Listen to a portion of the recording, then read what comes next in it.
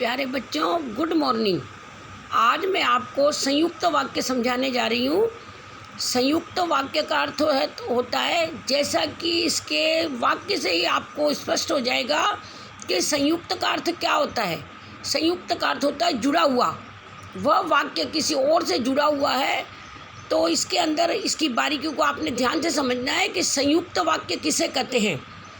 जिन वाक्यों में आए सभी उपवाक्य समान स्तर के होते हैं उन्हें संयुक्त वाक्य कहते हैं। अब आपने इसको ध्यान से सुनना है कि संयुक्त वाक्य में तीन चीज़ें होती है, एक वाक्य, एक समुच्चय बोधक और एक उपवाक्य। एक वाक्य को समुच्चय बोधक दूसरे उपवाक्य से जोड़ता है। तो प्यारे बच्चों, इसके अंदर आपने गौर करके ध्यान से सुनना है कि तीन बातें इसके अंदर है। पहला तो वाक्य, दूसरा समुच्चय बोधक और तीसरा उपवाक्य। ये तीन चीज़ें एक वाक्य दूसरे उपवाक्य से समुच्चय बोधक की सहायता से जुड़ता है। तो मैं आपको एक उदाहरण देती हूँ, आप ध्यान से सुनिए। यात्री बैठ गए, ये एक वाक्य है और समुच्चय बोधक है। बस चल पड़ी उपवाक्य है। अब आपको समझ में आ गया होगा। सेकंड उदाहरण देखिए, आकाश में चांद निकल आया, ये एक वाक्य है और समुच्चय बोधक। चांदनी से वन नहा गए, ये उपवाक्य है। एक वाक्य दूसरे उपवाक्य को समुच्चय बोधक की सहायता से जोड़ रहा है, इसलिए ये संयुक्त वाक्य है। बिजली नहीं है वाक्य, इसीलिए समुच्चय बोधक। अंधेरा है उपवाक्य।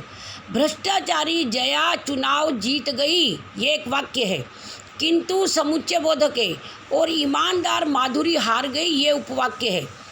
अगला है, गुजरात का भुज नगर पूर्णतः ध्वस्त हो गया, ये एक वाक्य है क्योंकि समुच्चय बोधक है। और भूकंप आया था, ये एक उपवाक्य है।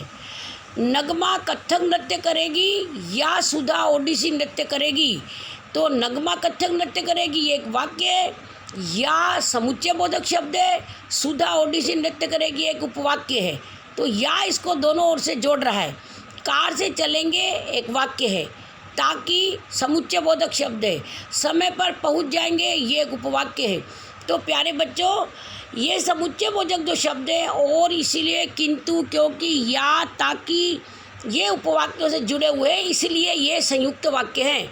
तो आपको संयुक्त वाक्य बड़े अच्छे से समझ में आ गया। संयुक्त वाक्य किसे कहते हैं?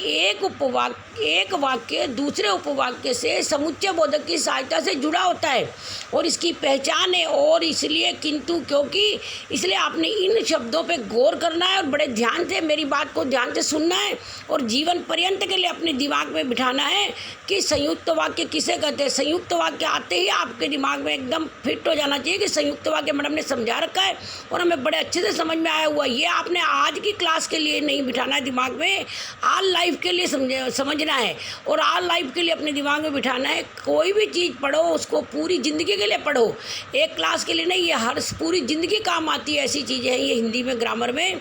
तो आपने बड़े ध्यान से अपने दिमाग में इसको बिठाना है और इसकी जो इसके गहराई है, जो इसके पॉइंट है, उन्हीं को पकड़ना है आपने। कितने ही उदाहरण हो सकते हैं, लाखों हजारों उदाहरण डाल दो, लेकिन आपको उसकी अंदर की बात, गहराई पता होनी चाहिए कि संयुक्त वाक्य बनेगा कैसे। प्यारे बच्चों, आज के लिए इतना ही। धन्यवाद।